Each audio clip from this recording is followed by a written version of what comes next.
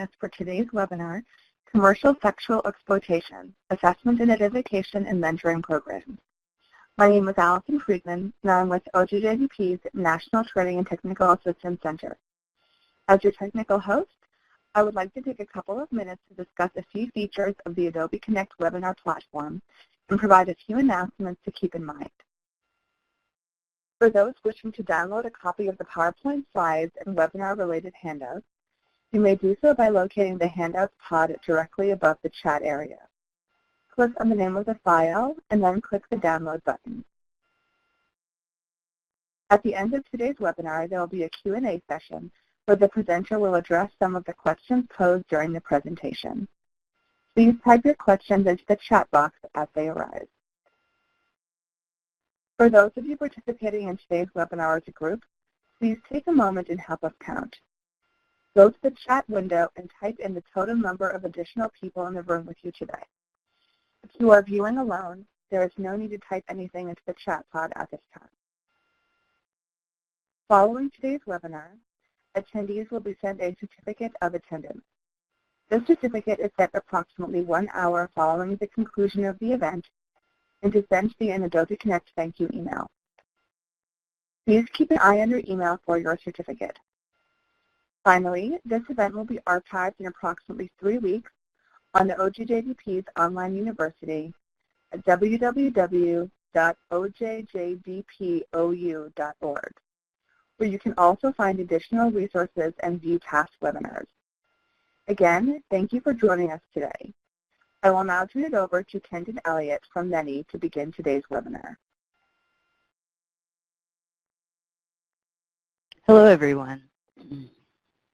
Thank you for joining us today. I would like to first introduce NETI.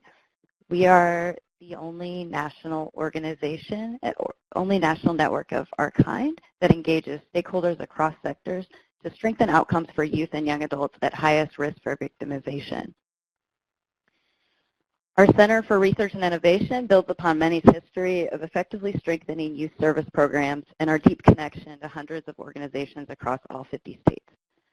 We reach over 12,000 providers per year and engage in some kind of training, technical assistance, or consultation for about 3,000 of those folks annually.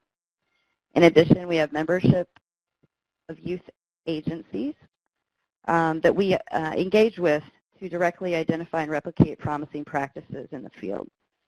Together, we advance the work of organizations in real time, raise the level of conversation around key issues in the youth services field, increase cross-sector communication, drive national research, and increase support for programs. Many have strong roots working with runaway homeless youth programs, juvenile justice programs, mentoring programs, and programs serving commercially sexually exploited youth. As part of doing capacity building work effectively, NETI partners with leaders, researchers, and experts to ensure information is real-time, informative, and accessible to human service providers. Today's webinar is provided in partnership with leaders from OJJDP, National Mentoring Resource Center, and the Wichita State University Center for Combating Human Trafficking. Our learning objectives today are that all of us will gain an understanding of the legal definition of commercial sexual exploitation of children. We will engage and identify red flags that may indicate commercial sexual exploitation of children and youth. That we'll learn about assessment tools that can be used in programs and obtain resources to assist youth who've been victimized or are high risk of CSEC. Our presenter today is Dr. Karen Countryman-Roseworm, who comes to us with more than 2 decades of personal and professional practice, as well as community-based research expertise in the anti-trafficking movement. With various first-hand vantage points and operating from a strength-based and social justice perspective, she served locally, regionally, nationally, and internationally as a street outreach worker, project coordinator for gender-specific programming, therapist, community response organizer, human rights advocate, and public policy developer. Dr. Countryman-Roseworm has acted as a forerunner in the movement by advancing education methods for increasing broad-based community awareness, prevention of human trafficking through her Lotus Prevention for Prosperity curriculum, Methods of victim-centered, survivor-led practices for multidisciplinary professionals who serve those most at risk, subjugated to and/or who have survived sex trafficking through her Lotus anti-trafficking model. Effective identification and intervention strategies through the use of tools such as her Lotus victim-centered, survivor-led life planning tool. Promoting systemic and holistic prosperity among survivors of human trafficking through the Pathway to Prosperity program. Dr. Countryman Roseworm has received many honors and awards for her efforts. Dearest to her heart are recognitions that reflect her direct service and advocacy work with victims and survivors, including the Martin Luther King Jr. Education Award and the inaugural Pat Ayers Mentoring Award.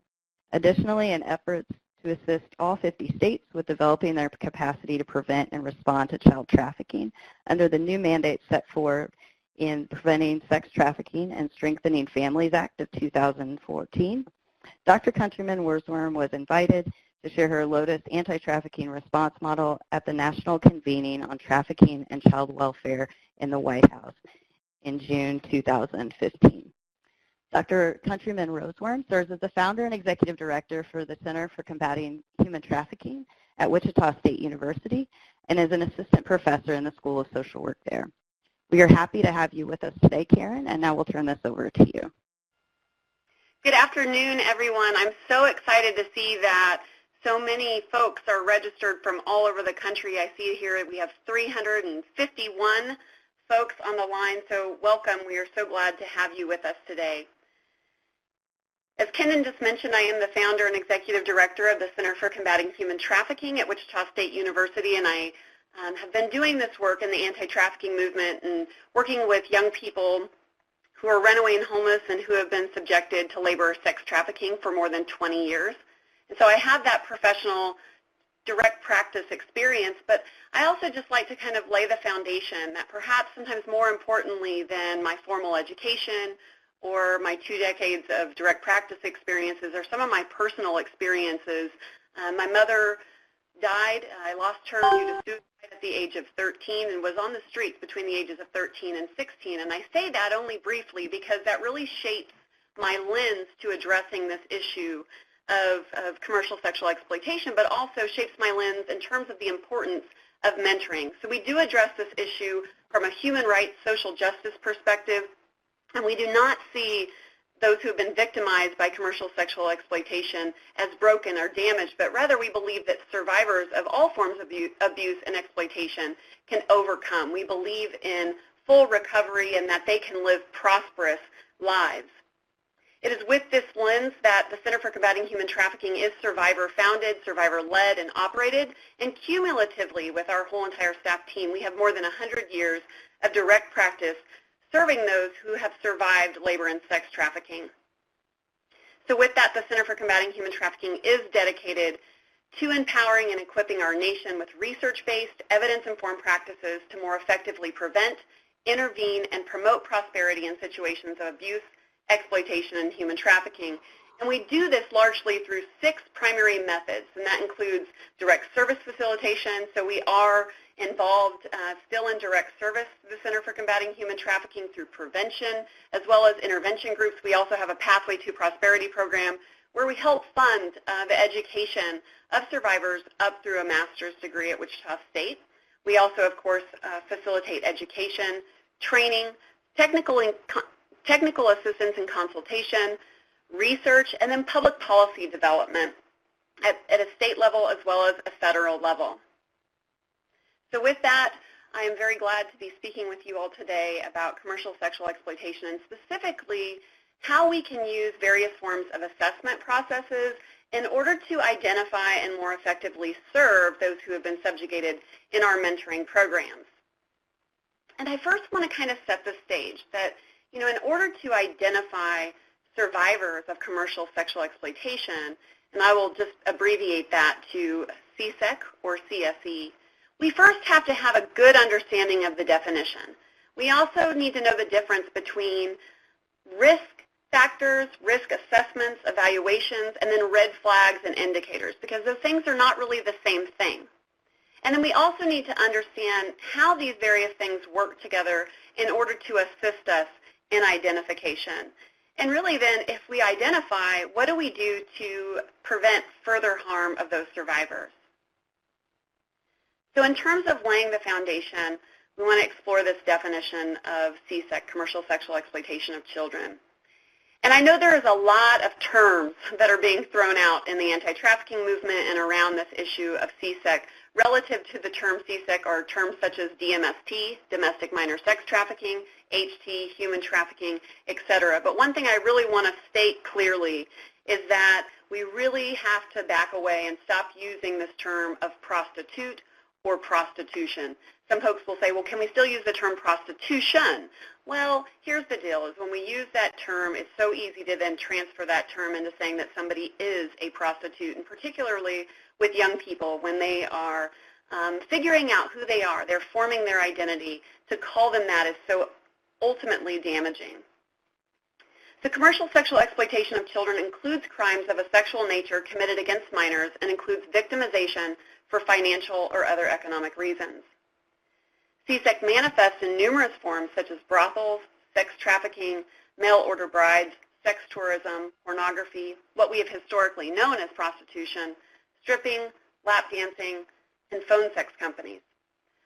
Most common forms of CSE or CSEC are sex trafficking, child pornography, and child sex tourism.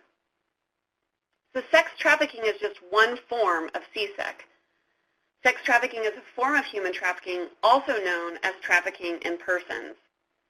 And just for clarification, human trafficking has been a federal crime since the passage of the Trafficking Victims Protection Act, or otherwise known as the TVPA, of 2000. And it ultimately exists on a larger continuum of violence. Human trafficking is a form of abuse and exploitation. It occurs internationally as well as domestically, so internationally in and between countries outside of the United States, as well as into and outside of the U.S., and within the United States is domestically. It also occurs for labor or sex trafficking. So I briefly just want to give us a minute to look at these definitions. Hey, Karen. Sorry, this is Kendon. Just for a moment, it seems like we're having some lag in the slides being advanced, and so I want to make sure that folks are able to see the visuals as well. So perhaps we can get some support in that. We're looking at labor trafficking and sex trafficking. Labor trafficking is the recruitment, harboring, transportation, provision, or obtaining of a person for labor or services through the use of force, fraud, or coercion for the purpose of subjection to involuntary servitude, peonage, debt bondage, or slavery. Sex trafficking is very similar in terms of the definition. It is the recruitment, harboring, transportation, providing, or obtaining of a person for a commercial sex act in which a commercial sex act is induced by force, fraud, or coercion, or which the person induced to perform such an act has not attained 18 years of age. So as we look at those definitions, what we can see is that there's elements of human trafficking, whether we're talking about labor or sex trafficking, that can be broken down into an action, a means, or a purpose. And these various elements, specifically under action and means, need to be present for it to be labor or sex trafficking. So in terms of action, there's recruitment, harboring, transportation, provision, or obtaining of a person or attempting to obtain someone for the means of force, fraud, or coercion. I want to clarify that these things are not required when we're talking about minors and for the purpose of labor or services or commercial sex acts. I want to provide some clarity in terms of recruitment. So for example, recruitment refers to the process by which a victim is sought out or pursued by a recruiter or a trafficker. And this is done with the intent to dehumanize and control their victim. Recruitment oftentimes includes a multitude of methodical, social, and psychological grooming or seasoning tactics, including but not limited to things like bribery, flattery, threats, etc. Harboring refers to situations in which a victim is provided shelter or safety in exchange for performing a sex act or providing some form of labor service. Transported or transportation involves movement of a victim from one location to another, but it does not mandate a state or boarding process. crossing, So I just wanted to clarify that. And then providing to someone means that a victim has been supplied to an individual for the purposes of labor or sex. In terms of force, fraud, and coercion, I also want to provide some clarity with that. Force largely includes physical or sexual threat and may involve things like physical restraints or confinement. Fraud primarily includes the use of lies to manipulate and may involve false promises regarding employment, wages, working conditions, etc. And then coercion largely includes psychological fear. Again, for clarity, the trafficking of a minor does not require proof of force, fraud, or coercion, as the law federally recognizes the effects of psychological manipulation by the trafficker, as well as the effects of threat of harm often used by traffickers to maintain control over their younger victims. I also want to provide some clarity that the term commercial sex act is defined as the giving or receiving of anything of value to a person in exchange for sex, or in exchange for a sex act. And so this includes survival sex, what we also call survival rape. Ultimately, there is no such thing as a child or youth prostitute, and so again, I want to clarify that we really encourage to not use that term. And providing this foundation of common terminology provides language that serves as a foundation for facilitating a comprehensive community response so that we're all identifying those at risk of or who have been subjected to human trafficking similarly. So with that foundation of definition provided, we want to talk a little bit about understanding risk. And I cannot talk about risk without also talking about resilience. You'll see on your slide there's a screenshot of an article called Domestic Minor Sex Trafficking, Assessing and Reducing Risk. And we only have an hour and a half together today. And so I really encourage you to look up, we have a link there as well, look up this article and read this article that talks in depth about risk, but also how to reduce risk with young people who have been subjected to various forms of abuse and exploitation. In talking about risk, I also want to clarify that we're going to be sharing some risk factors that was gathered in the process of validating and further developing a theoretically based domestic sex trafficking risk and resilience assessment.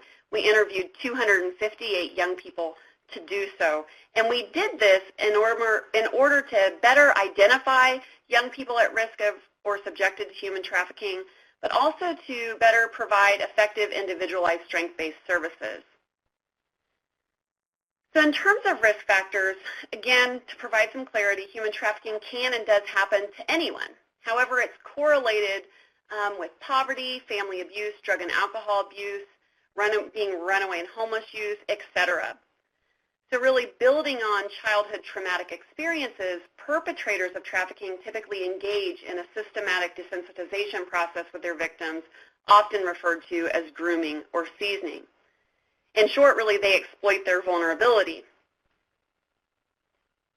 So we asked young people, what do you believe put you at risk for trafficking? And you'll see on your slide this graph, and this is kind of what put young people at risk and the risk factors of sex trafficking in a nutshell, in a conceptual map.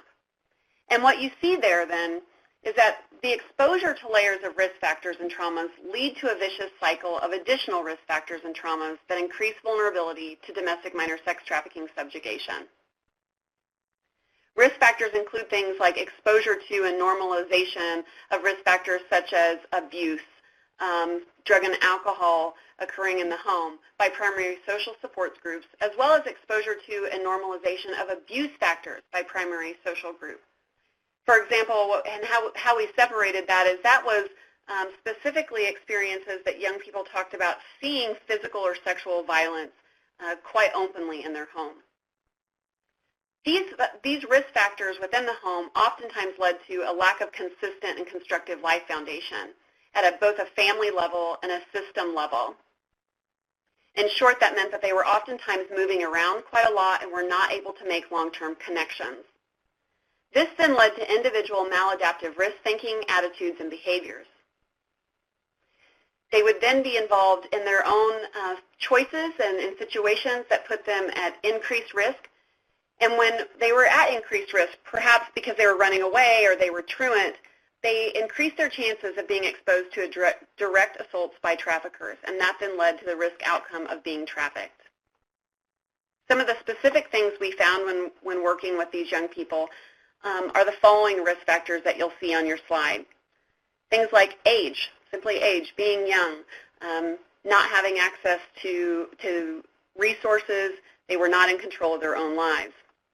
Other risk factors included things like prior abuse or neglect, history of trauma, poverty, homelessness, as I mentioned briefly before, running away, substance abuse, either themselves or their parents, being unaccompanied, or family members promoting sexual exploitation. Perhaps they had a parent or another adult within their family who were involved in sexual exploitation. Additional risk factors include things like mental health issues, being in the child welfare or juvenile justice system, feelings of rejection or marginalization, not being able to protect themselves or lack of personal safety, being LGBTQI, and specifically when they did not have the support systems in place that would accept them as they were dealing with the difficulties of sexuality and coming out to others. Stigma, discrimination, perhaps due to disabilities or developmental delays, and then social isolation and a lack of social support. In terms of resilience and protective factors, in a similar manner, we asked survivors of sex trafficking, what do you believe helped you survive and exit sex trafficking? And you'll see there on this concept map a similar process that young people talked about. The possession or obtainment of layers of resilience factors assisted in protecting them even when they were in a vulnerable state and on the streets and being trafficked. And an increase in the number of resilience factors both decreases a youth's vulnerability to domestic minor sex trafficking or CSEC and also assists in the ability for a youth to survive and even strive through subjugation of abuse and exploitation. And these resilience factors can largely be categorized into individual characteristics or traits, individual adaptations, so things they can change or learn, and then individual resources. So some examples of these things include positive relationships with adults and peers, an ability to self-regulate, having high expectations for themselves but also for their life situation, participation and contribution, and really able to use their talents and strengths so that they don't just know what they're good at or what their skills are, but that they have an opportunity to apply those skills. Social inclusion, being engaged in school, self-awareness, and self-esteem. In terms of self-esteem, specifically having a positive view of self and having a sense of self-efficacy we found to be important, a belief that they could deal effectively with a particular situation, and also a sense of self-agency, that they then had the capacity to coordinate learning skills, knowledge, emotions, and motivations in order to reach a goal. Also having self-confidence and self-worth with that was also very important. To continue on with resilience and protective factors, other things we found were increased knowledge about risk issues helped to protect them. Having a safe and stable place to live, of course, problem solving and conflict resolution skills, awareness of resources in the community, an ability to recognize danger and an ability to adapt. Also having survival skills, maybe avoiding fights, knowing how to reduce conflict through conversation. And then also the use of humor was found to be a resilience factor as well. So I know we just covered risk and resilience quite briefly, but we just want to have you all think for a minute, what do these things, this conversation about risk, what do risk factors and what do resilience factors mean in terms of identification? So we're going to open that up into a chat box.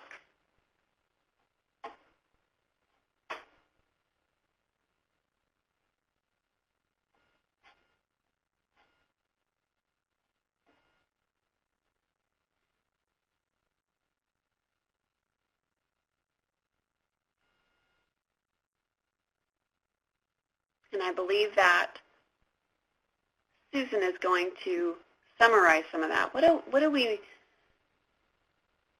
it mean in terms of identification, and how does it help us identify to be aware of these risk factors and resilience factors?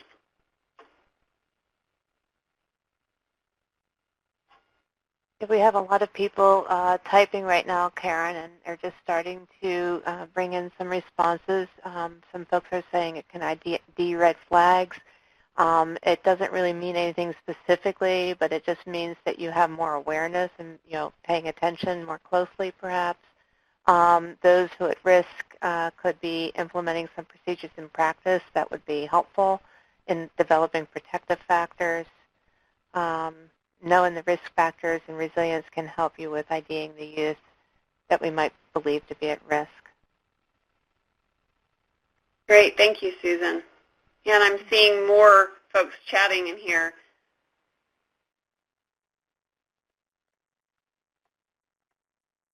I think automatic response would be, and I know you stated that somebody typed not necessarily anything. And that's actually correct, that oftentimes we talk about risk assessments and folks take that too far. These are risk factors, right?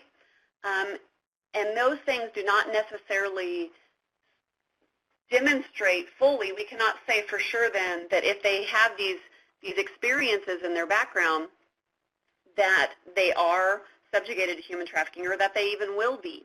But there are things that should cause us to give some extra attention to young people. So what we know is, for example, that things like the foster care system, being foster involved, not having long-term connections increases the risk of sex trafficking. So that they should cause us to ask more questions. But again, part of why we talked about risk factors is because oftentimes these risk factors are included on tools that are oftentimes called assessments or evaluations. And so I want to, again, lay out that foundation that these are risk factors for human trafficking. But just because they've had 1 or even 5 of these risk factors does not mean that they will be or that they are being trafficked. And in order to really use these risk factors to identify somebody who potentially or is being subjected to human trafficking, we really need to ensure that we are using a validated tool that can quantifiably, with a number, state that somebody is at risk of or has been trafficked on a continuum. So again, I want to clarify that oftentimes these risk factors are included in qualitative questionnaires that ask a lot of questions, and those are largely quite unuseful. So we need to be careful with that and the assumptions that we might have when somebody has had these experiences, and yet they should help us pay extra attention and give them extra services if we see that they've had these experiences. So with that, we want to lead into indicators of exploitation. We also call this red flags. So as I stated, there are lots of tools out there that assess risk or risk factors. I would say also with that if we're going to assess risk factors, then we need to assess resilience factors because that then should kind of combat or reduce the risk factors that we're identifying. So if we're going to talk about risk, we need to talk about resilience. With that, again, there's a lot of things that we can do on a day-to-day basis. Every single day that we go to work or that we're engaged with young people, we have the opportunity to assess for just red flags and indicators of exploitation. So I also want to clarify that red flags and indicators will differ depending on what stage of exploitation they are in. And again, just like risk factors, the presence of a red flag or indicator doesn't assume that CSEC is present. So you'll see that we have broken down the red flags or indicators into 3 stages: the grooming stage, CSEC involved stage, and the crisis stage. So in terms of the grooming stage, there's things that we can pay attention to. Red flags or indicators. I always say to my staff, these are things that should make us go, what's going on? Let's ask more questions. So these are things like sudden excitement or hopefulness that things are turning around as they get connected to a new boyfriend, friend, or adult who, quote unquote, really cares about them. And they oftentimes meet this person and become very attached quite quickly. They might start showing up with new things which they wouldn't normally have the resources to purchase on their own. They might have a new place to stay. They might start isolating themselves from others as the person who they just met monopolizes their time. They might lose interest in everyday activities to be with their new quote-unquote friend or boyfriend or girlfriend. And while separated from their new boyfriend or girlfriend, they might feel as though they constantly need to stay in contact with them. They might be afraid to not respond for long periods of time. Some other red flags within the grooming stage are they might start threatening to run away or leave to be with this person. There might be a sudden motivation to move out, or they might act with urgency when in a fight with this boyfriend or this new girlfriend. They might over-dramatize it or think it's the end of the world. They may talk about traveling or getting rich with this person.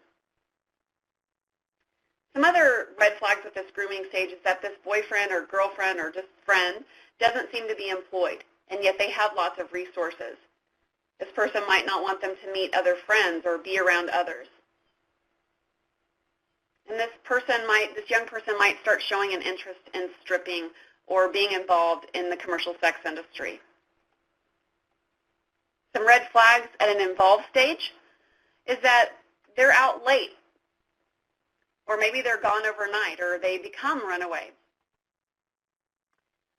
Another red flag is that they're moving to placement to placement to placement, oftentimes because they're running from various foster homes to be with this boyfriend or girlfriend. Some other red flags include inconsistent stories with their situation and what they're doing while gone, or nobody knows where they're at. They may often miss or want to quit school or a job. They may disappear for a period of time and not have an excuse as to where they were. And they may have multiple prepaid or reloadable gift cards or prepaid phone cards. Additionally, at an involved stage, some red flags include things like multiple texts from unknown numbers, large amounts of feminine products, specifically like wipes, soaps, sprays, etc., in order to cleanse themselves. Maybe their clothing has changed to being more grown up and revealing suddenly. They might feel disconnected from their feelings. Or mention staying in hotels or motels or knowing or hanging out with people who stay in motels or hotels. Or perhaps they carry multiple motel or hotel cards or keys. Additionally, some red flags are things like attitude changes, perhaps using more street language suddenly, or even glamorizing the concepts of quote-unquote prostitution. Having fake IDs or wanting to find people who can make them fake IDs, tattoos and branding, talking about having multiple sex partners, not considering themselves a victim, and then protecting their trafficker or exploiter.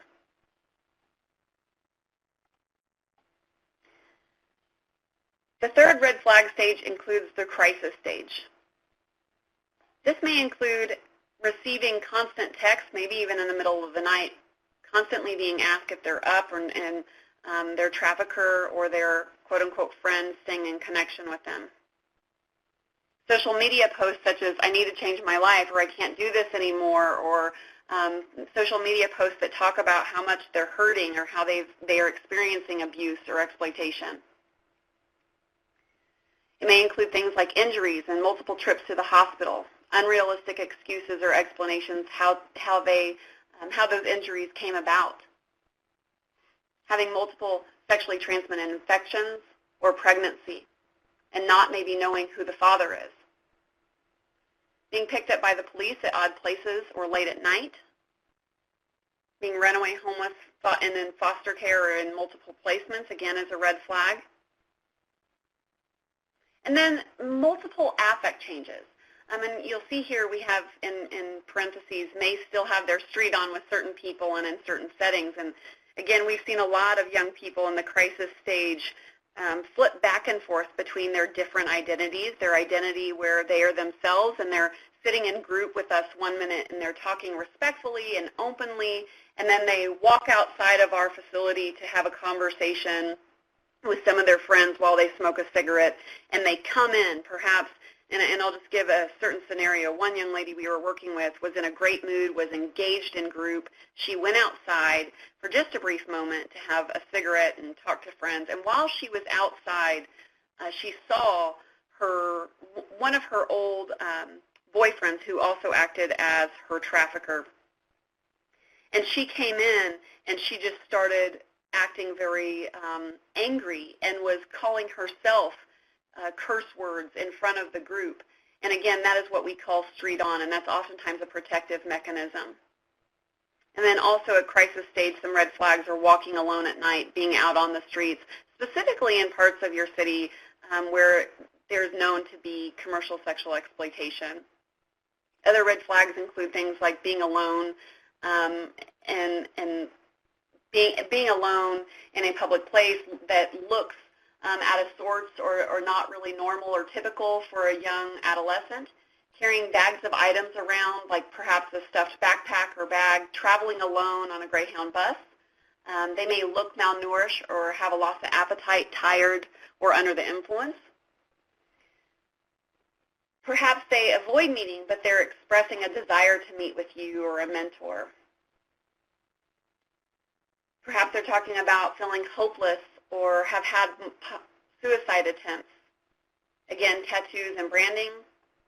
And then they may continue to protect their trafficker or exploiter. So again, we just went through a lot of red flags or indicators at these various stages, and we want to just take some time to go over some scenarios to help us think about this in more of a applicable manner. And so with this, I'm going to ask Susan to read the first scenario 1. Yes, hi. I'm going to tell you about Leah. Leah and her mentor, Victoria, have been matched for almost 18 months. They met shortly after Leah and her siblings will return to their mother from foster care when Leah was 12. As part of a community-based mentoring program, the pair has enjoyed many activities together, such as taking walks and visiting museums. Leah's mother struggles to make ends meet and works at night. Not returning home until early in the morning hours, Leah's mother often relies on her help caring for her younger brothers and sisters. With Leah's 14th birthday approaching soon, Victoria has been very frustrated in her efforts to coordinate activities with Leah. Leah's mother usually says that she hasn't seen her, doesn't know where she is or when she'll be back. In the past, Victoria will hear back from Leah the same day to plan their activities. Now it could be several days or even a week. Though Victoria expected that with her transition to becoming a teenager, Leah would be interested in things like makeup, new hairstyles, and having nice nails, she admits that she's been a bit shocked at some of the outfits Leah has worn on their last few outings. She wears heavy makeup, and her nails have been done professionally. She looks really more like 16 than 13, and Victoria feels concerned. When she asks Leah about what she's been doing, her answers are vague, and she says she's spending time with a new friend who appears to be several years older. Victoria has also noticed she has a new prepaid phone. She's less forthcoming about her time at school, but she has mentioned that she's missed a lot of school. Victoria cares deeply about Leah. She's concerned, but she really doesn't know what's bothering her. She just knows something's off. Thank you, Susan. So with that, we have another poll. We want to ask you all, what stage of exploitation would you say that Leah is in?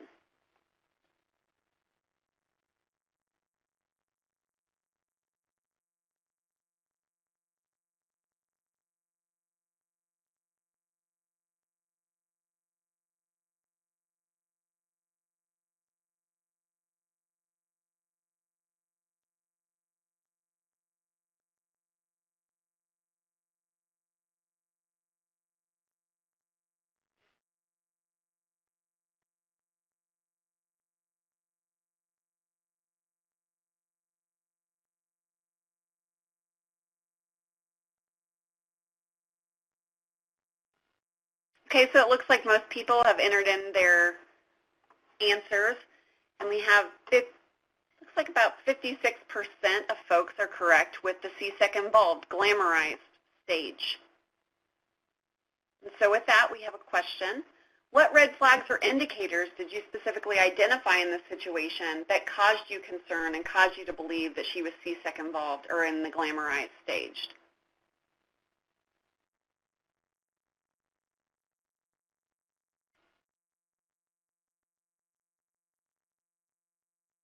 So we see the prepaid phone, growing up professional nails, changing her attire,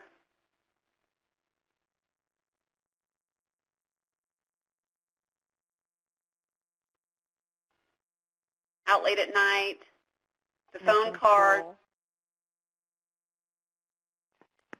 A lot of people noticed that she was missing school, too. Yes, absolutely. So all these things are correct. So some of the indicators of exploitation, specifically a C-sec involved, were things like, again, the multiple placements, has new things that she wouldn't normally have the resources to purchase herself. She was starting to isolate from her other supports, and her trafficker was monopolizing her time. The clothing changed to more grown up. And then, again, she had this new friend who really, quote, unquote, cared about her. And she was missing more and more school. And, again, the prepaid reloadable gift cards and phone cards. So if you identify a young person that you can see these indicators of exploitation, these red flags, what are some of the next steps? And specifically, I want to break this down into what are some of the next steps for you within your organization or agency in terms of your immediate response and then maybe a more ongoing strategy with this young person?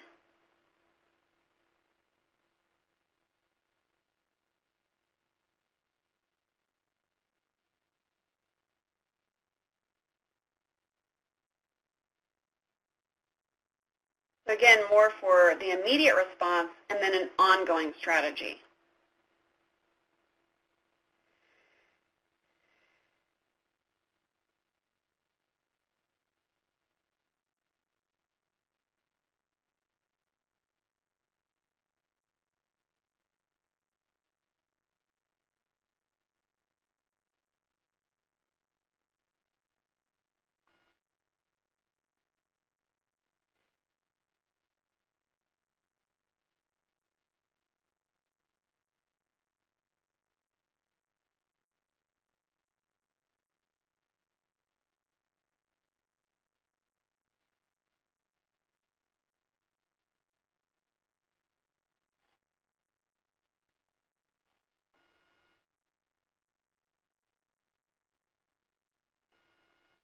Erin, it looks like folks are suggesting, monitoring and a little bit more closely tuning in and watching, reaching out to the family, particularly a parent, caregiver, and a lot of people are suggesting to really try and engage and develop a relationship with the individual so that they can get a better sense of what might be going on.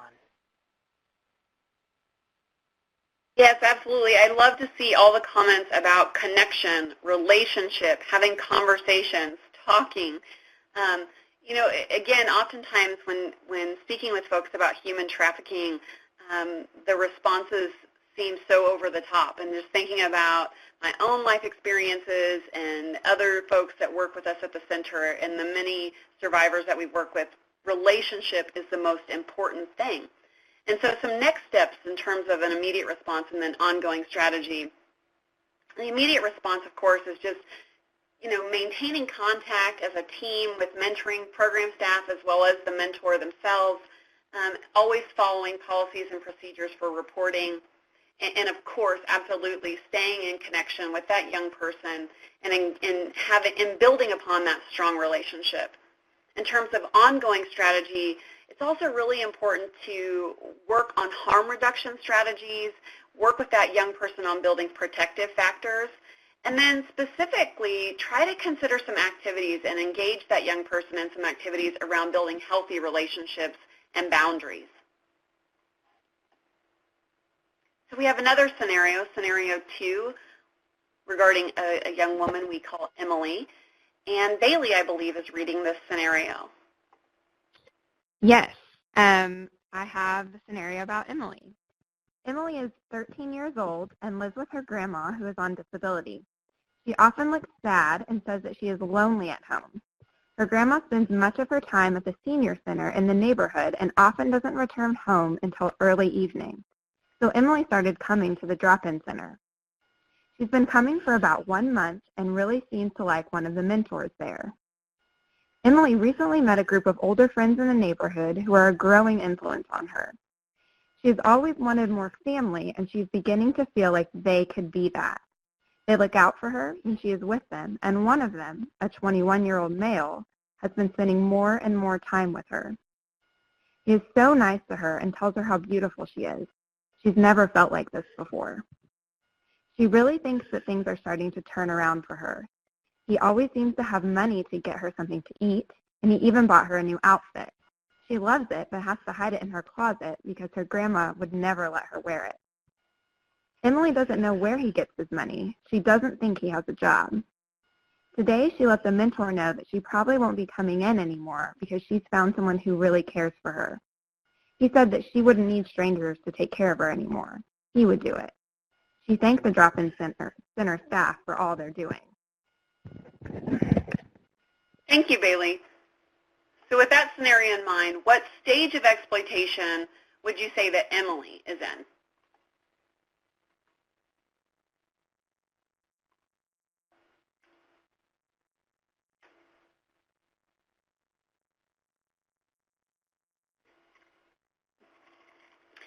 Yay, well that popped up quick. So we have, I believe, about 93% of folks saying that she is in the grooming stage, and absolutely she is. And so with that, what red flags or indicators did you identify in this situation with Emily that caused you concern and caused you to identify that she's in the grooming stage?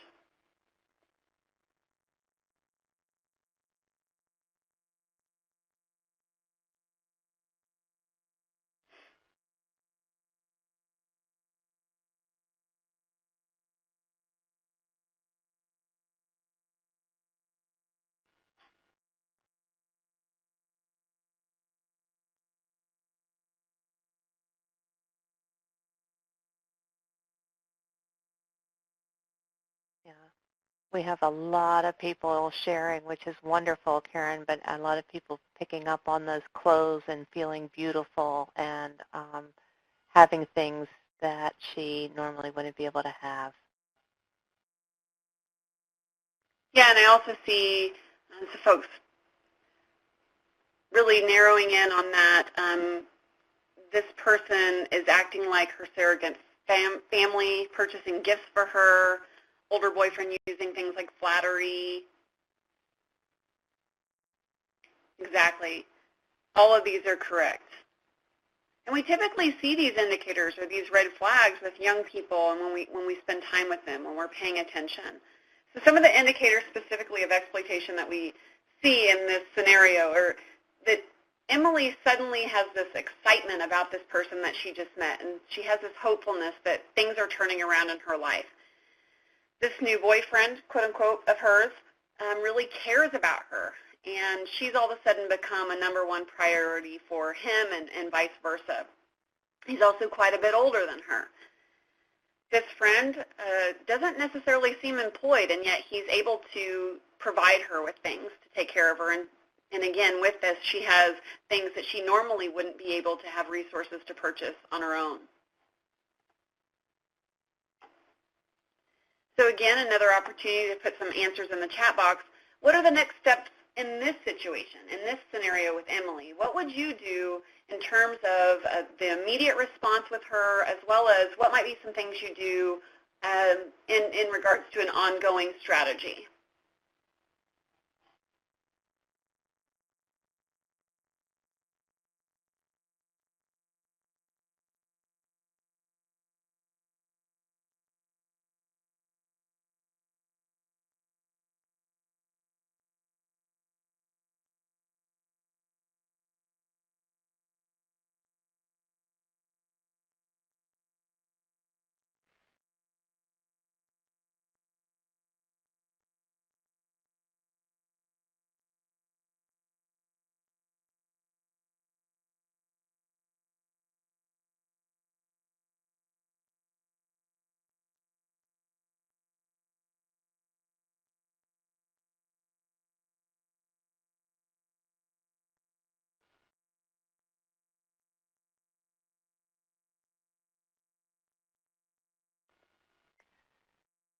There are a lot of good suggestions, and they're coming in so quick it's almost difficult to keep track of everything. But I see most people keying into the concept of connecting with the family, with the grandmother, talking with the young person and the grandmother together, and trying to find out more information.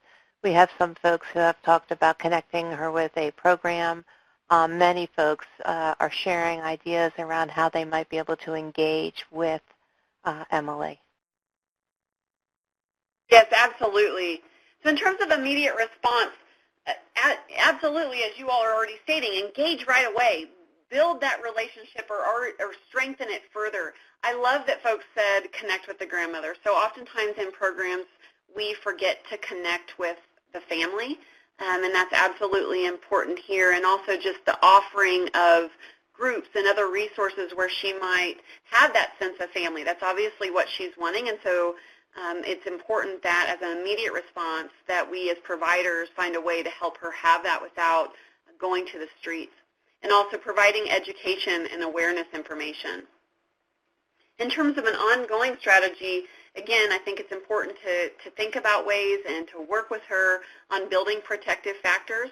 Also, ways to really keep her engaged, stay in conversation about engagement. What is she really looking for? What is she wanting in that sense of family? And with those protective factors, again, ensuring that we identify the resilience factors that she already has, the skills, the strengths, and the interests that she has in applying those in a real way. So for our last scenario, we have a pseudonym, Robert, and I believe that Kendon will be reading it for us now. Yes, thank you, Karen. This is Robert's story. Robert is 16 years old, and he lives with his mom and his mom's drug dealer. Robert has a history of sexual abuse and assault by family members and the people his mom does drugs with. Robert thinks it's his responsibility to take care of his mom and himself, so he's always finding different ways to make money. He used to like school, but has been missing so much and now doesn't think that he'll be able to graduate. He's very tired all the time. The counselor at school told him that she is worried about him, and she sees that he's losing weight and noticed bruises and cuts as well, like he's been in a fight. He said he got jumped last night walking home. The teachers are reporting that he often leaves school after getting texts, but states that his mom is sick and he needs to go take care of her. He seems to carry his whole life in his backpack. When the counselor tries to call mom, she can never get a hold of her. The counselors tried to talk to Robert, but he acts really hard and defensive. Robert heard about a mentor program that several other boys in school are involved in, and he's thinking about scheduling a meeting with them. Great, thank you. So again, we have another poll. What stage of exploitation would you say that Robert is in?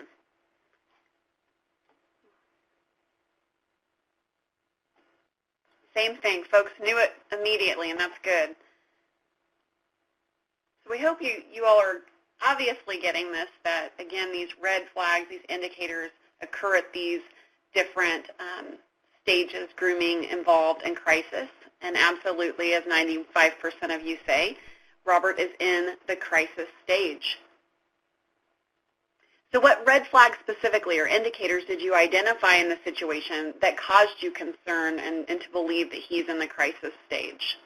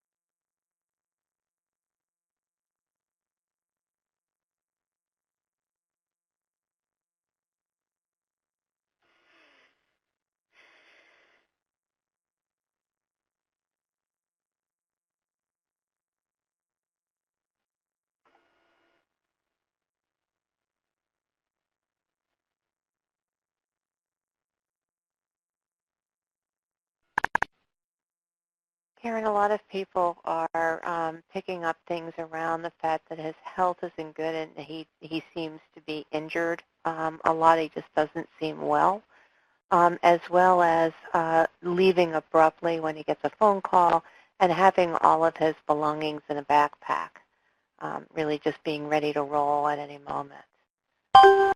Good. And I just saw one that stated that caregiver is not connected.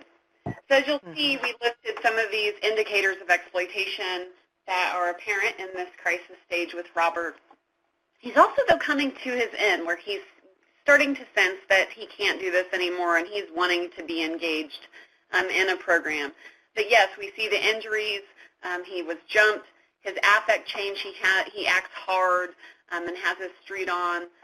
He walks alone and absolutely keeps his things with him and doesn't look well.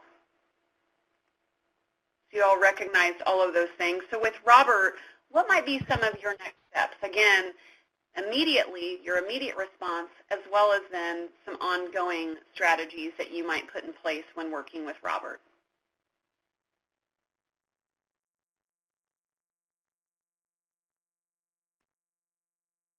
Assess for a safety room, home,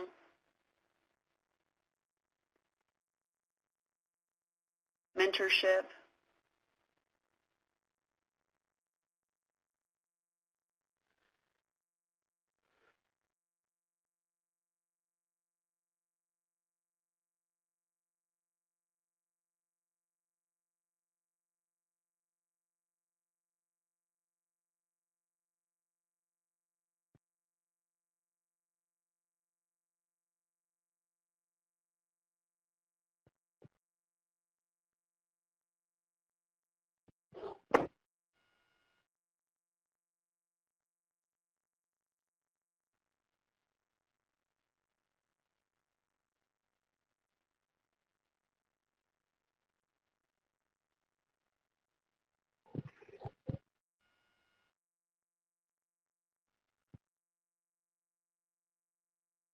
It seems a lot of people are suggesting that Robert needs to be connected with resources and services.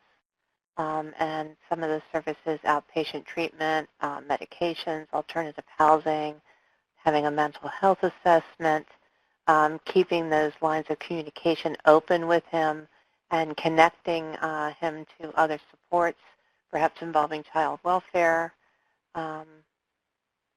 and really trying to find other things that he can be engaged in that would be healthy activities like sports.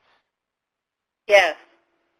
So some of the next steps that we identified, and absolutely all of these things are right, and that's why we wanted to just open it up for conversation, but absolutely assess for safety, try to secure a safe living situation, consider if there's a mandated reporting issue specifically in your local community, and then express concern and offer support. At this stage, for sure, and I noticed that somebody put this in earlier, but for sure at this stage, we would encourage you, if at all possible, to host a multidisciplinary team meeting to ensure that all the right folks are at the table, including even Robert, to talk about some possible solutions to the situation, what he might be willing and able to do, and again, look at some different possibilities for a safe, secure living situation.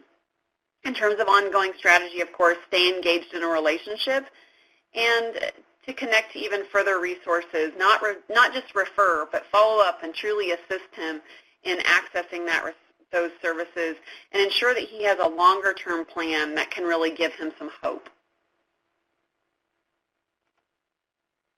So with that, some next steps and resources that we want to talk about. First thing, identifying young people who are at risk of or who have been subjected to human trafficking, specifically CSEC, can be really difficult. And this is largely because of 5 reasons that we have listed here, but there's oftentimes a lack of understanding and awareness of what CSEC really is. And again, want to clarify that it is a form of abuse and exploitation. And when we call it what it is, I think it allows the framework and the door for young people to be more willing to talk about what they're experiencing. With that, victims oftentimes do not self-identify, and this is for a variety of reasons, but there is so much shame and blame and judgment and stereotyping that occurs with young people who have been trafficked. Or there's oftentimes very extreme and dramatic responses to this, and the traffickers know that, and so they oftentimes talk with the young people about that. Oftentimes these things within our culture are even magnified further for those who are males or for those who identify as LGBTQI, and so we want to specifically encourage you to be thoughtful about that. CSEC is covert, and it is not out in the open, and so there's a lot of additional isolation tactics that build on that that are additional barriers to identification that traffickers use. And also a barrier to identification is that those exploited have a strong desire for connection and relationship, and oftentimes they believe that the only person that they can be connected to is that person who's exploiting them. So in terms of laying the foundation for a relationship, we really think it's important that when you start a relationship with a young person, it's absolutely critical to ensure that you're open and honest about your role in the situation so that as to not further cause distrust in the future. So be clear that you are a mandated reporter. Be clear about what it is you're required to report and what you don't have to report. And then also it's important to, if you are going to have to make a report, to be honest about that with the young person that you have a relationship with. Again, these things will help secure that relationship that you've developed or that you're trying to develop with the young person.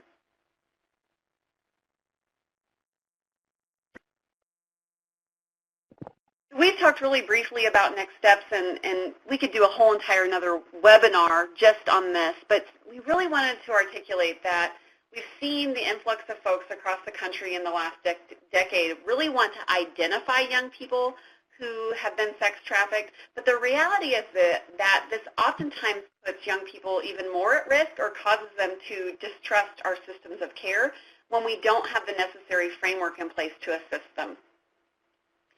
So just really briefly, we think it's important that individual agencies develop a response, specifically if they want to start working on identification, that you develop a response that includes policy considerations, practice considerations, and then community considerations. So specifically with policy considerations, again, looking at what you're mandated to report in your organization as well as within your community, within your state, how you're going to train mentors to do so. Are your mentors really familiar with what they need to report and when? And again, we really, in terms of policy considerations, really encourage you to look at your local laws. As I mentioned, oftentimes we've seen an increase in identification that often leads to further harm or distrust with survivors. It's also important that individual agencies, again, develop a response that includes practice considerations. So things like, are you using best evidence-based practices, things like motivational interviewing, harm reduction techniques, positive youth development, etc. Are you really asking yourself, how are you engaging not just the youth, but the entire family?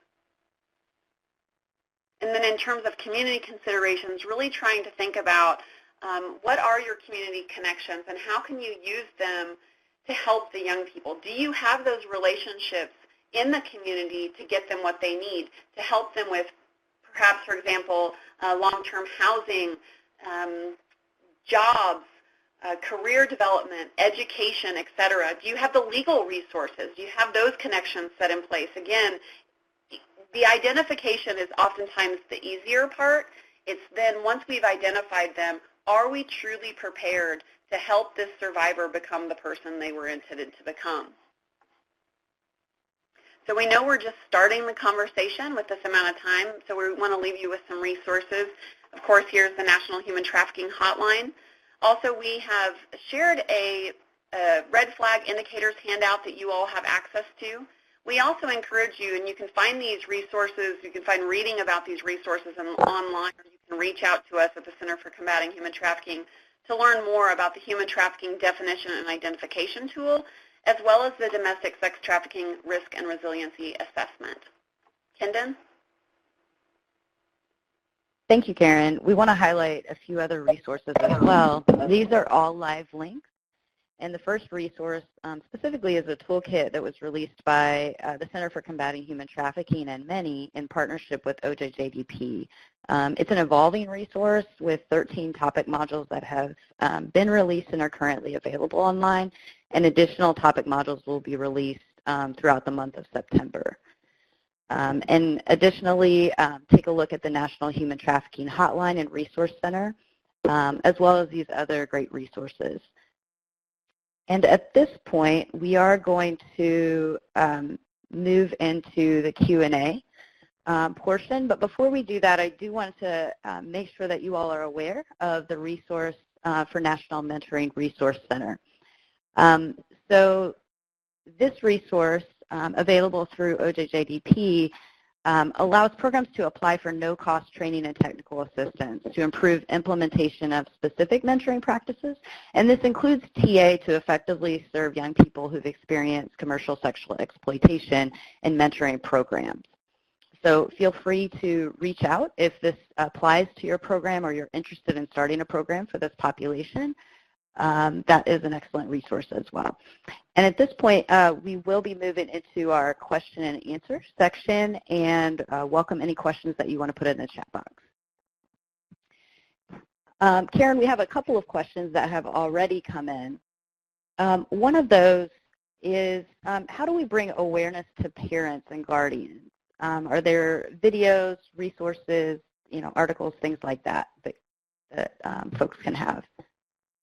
There's a variety of ways. I mean, yes, there are videos. I don't know that I would encourage that. I think conversations are always best. And again, just like you would want to develop a relationship with the youth, I think it's important to have a relationship with the parents or the caregivers. And so I would have conversations, perhaps even sharing the information that you've gained on this webinar today, and have sit-down conversations with parents. I think even if you can have groups where you include parents or caregivers and the youth is even the best case scenario, where you can have open conversations about what do they think are the risk factors of human trafficking. Have they experienced CSEC? Have they had friends that have experienced CSEC? What did they see as the red flags or indicators? So really, if you can facilitate the conversations with youth and parents, first asking lots of questions and then sharing information, again, such as you've received today, is the best case scenario. Mm-hmm. Great, thank you. And then another question that came in is really asking about, if you're in a community that really doesn't have many resources specifically for youth who've experienced human trafficking and commercial sexual exploitation, what do you do? Are there other good links in the community that could help? Yeah, I would, again, there doesn't necessarily have to be a human trafficking organization to give a survivor the appropriate resources. So often I feel like we're in our culture right now responding to human trafficking as though it's completely separate and removed from other issues. And while that's what we focus on, we also try to kind of explain to folks that if you have other situations or if you have other institutions or organizations already in place, build on that. So for example, if you don't have an anti-trafficking organization, but you have a mentoring organization, we really encourage that those mentoring organizations just further strengthen their skills to better respond to those who have survived various forms of commercial sexual exploitation or labor trafficking, number one. And number two, we think it's oftentimes encouraging for survivors of CSEC to get connected to other entities across the U.S., even if they're not in the same community, so that they don't feel so alone. So for example, you could absolutely refer survivors of human trafficking to get connected with us at the Center for Combating Human Trafficking. There's also opportunities for survivors to get connected to other organizations throughout the U.S., including Rebecca Bender's organization. We know some folks that are doing some work with the National Human Trafficking Training and Technical Assistance Center. There's lots of resources out there, and we encourage you to do so. Thank you, Karen. An additional question that was asked was around mandated reporting. So how do you know, you mentioned there are things that have to be reported, things that don't have to be reported. how can folks find out what those things are and when there has to be a report made? So if you're connected with an organization, your organization should have that information. And I can't ultimately tell you what those mandates are. Everybody's community and organization is a little bit different. But typically, it tends to be things like if that person is going to harm themselves or harm other people, those are things that are reportable. So I would check the specifics, though, with perhaps your executive director within your organization. You could also contact your attorney general's office, or your district attorney's office will typically have that information as well. Oftentimes folks even within law enforcement will have that information. Again, the way in which we encourage folks to have this conversation is the first time that you meet a young person, that you lay it out on the table what your role is with them, explain that you are a mandated reporter, and then clarify what it is that you're mandated to report. Oftentimes folks are afraid to say that because they think that it would discourage open communication. But what it really does is establish trust, because you never want to get into a situation where a young person shares information with you and then you break that trust because you then learn things about them that you have to report. Mm-hmm.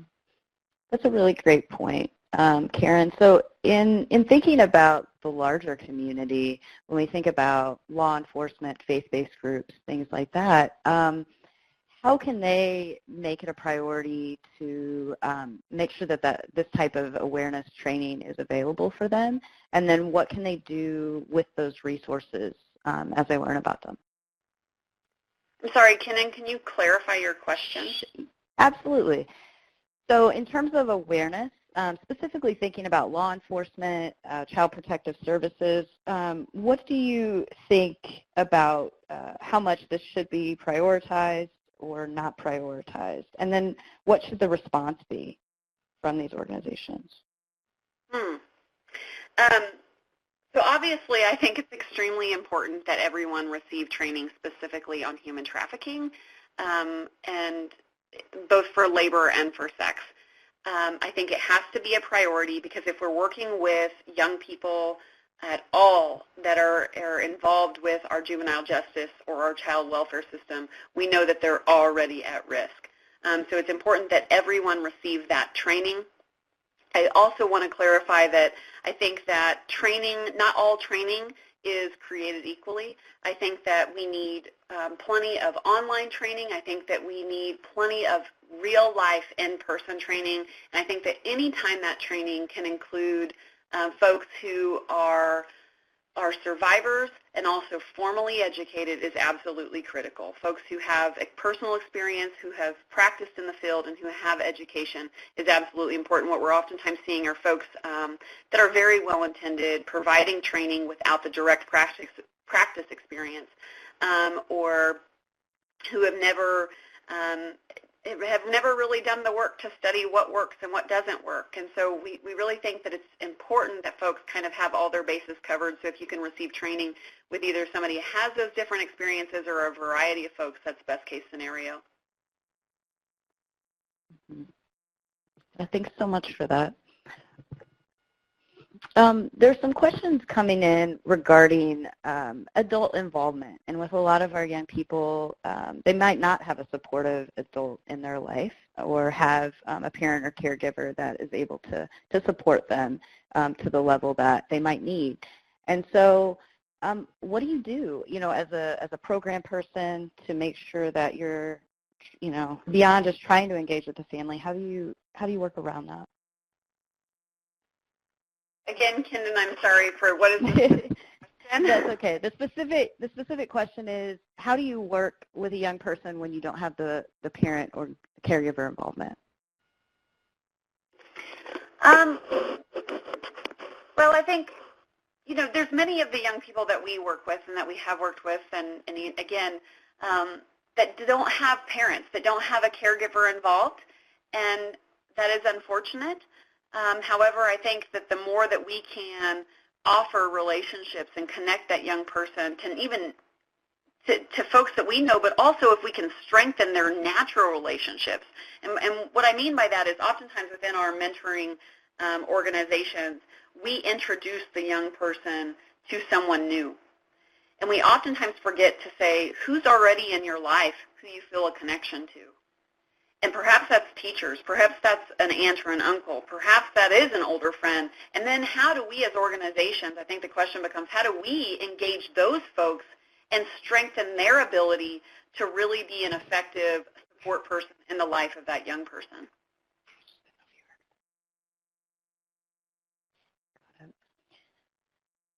Thank you, Karen. A little bit on a shifting topic, but do you believe that one national agency should be a vetting certificate model where agencies should be certified so that we know that there aren't fraudulent speakers or folks that are speaking on this issue that don't have the expertise? You know, I don't know that I don't know that we want to get into that position, and I don't know that if that's even my role to speak about today, but I will just state that it kind of concerns me that there would just be one national organization vetting folks. At the same time, I think there probably does need to be some sort of vetting process as this topic of human trafficking itself has grown and increased, and the topic itself has been kind of exploited. And we talk about that in many of our articles. Feel free to look up Center for Combating Human Trafficking or my name or Bailey Patton Bracken, as we've authored several articles about this very issue. Michelle. Thank you. Karen, are there any tips that you would have on how to educate colleagues that may continue to use terminology that might be problematic, such as the word prostitute, things like that, to talk about youth? Again, I really encourage folks. We wrote an article called Rise, Unite, Support, and Doing No Harm in the Anti-Trafficking Movement. And we encourage folks to look up some of those articles and really educate yourselves on this issue, educate yourself on this form of abuse and exploitation, really try to learn and understand that this is a movement. I think that that's absolutely important when engaged in this work, to understand it as something much larger. I also think it's really important for folks to, again, back away from this maybe a little bit in terms of just identifying it as human trafficking, and really seek to gain a broader understanding of this as a form of abuse and exploitation. And we really do think that that is critical. We also think it's really critical for folks to think about how human trafficking and the experience of being trafficked is really connected to some other more systemic issues. So oftentimes we're talking about the trafficking, but we're not talking about the poverty, the lack of education, the racism, the sexism that really set the foundation for that. And those are the things that we need to address at a macro as well as a really micro individual level.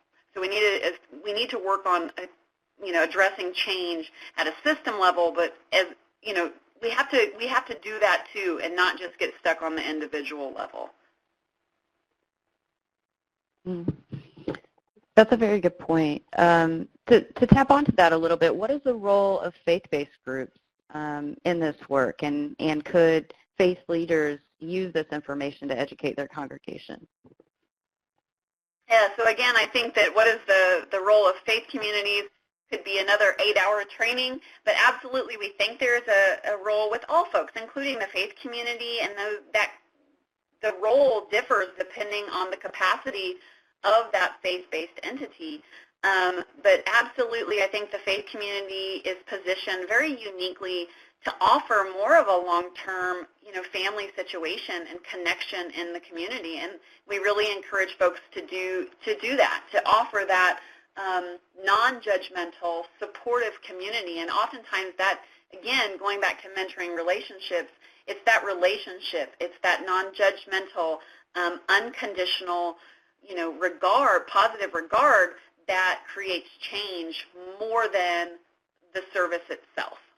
And that's true whether you're a faith-based entity or a non-faith-based entity.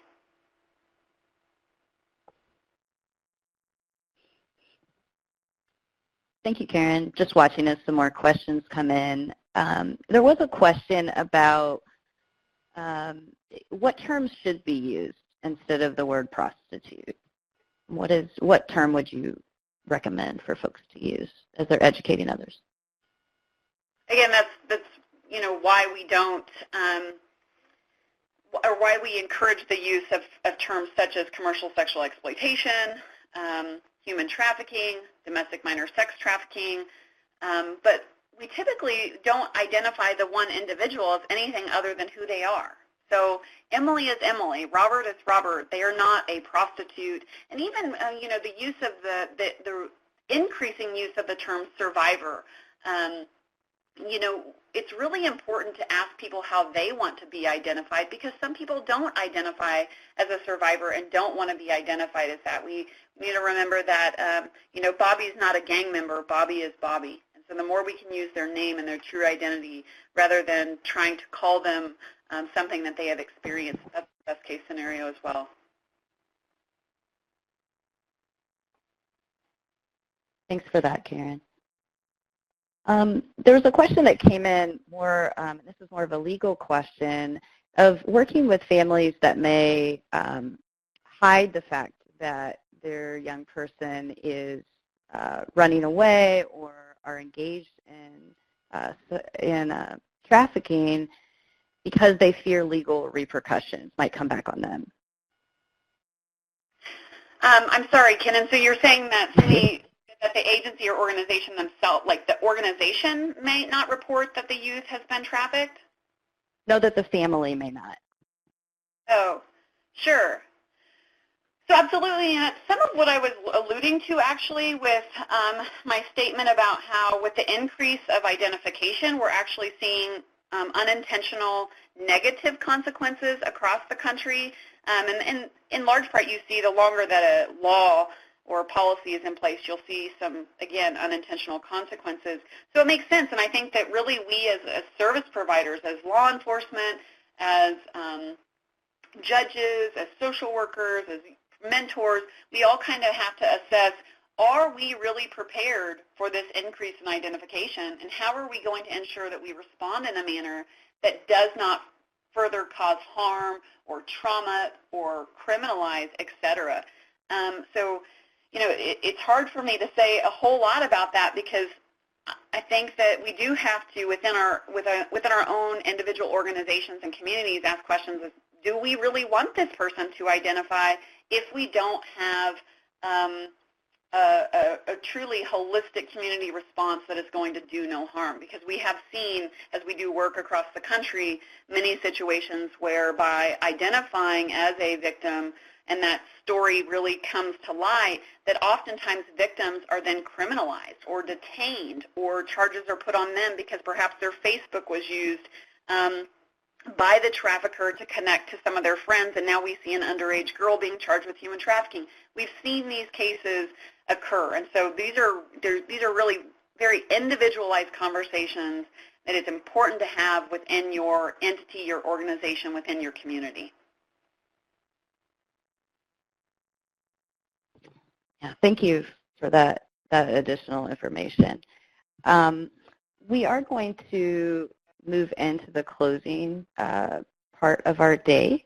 So Karen, again, we really appreciate all of the information that you shared, all of your insights on this important topic. And we're going to turn this over to Allie to do our close today.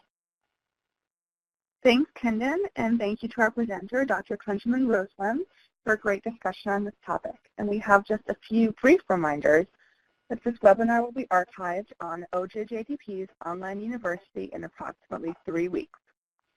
For more information, you can contact me or the National Mentoring Resource Center. You can also contact OJJDP or NTTAC via the Help Desk by following the contact information on the slide. Thank you again for joining us today, and have a great afternoon.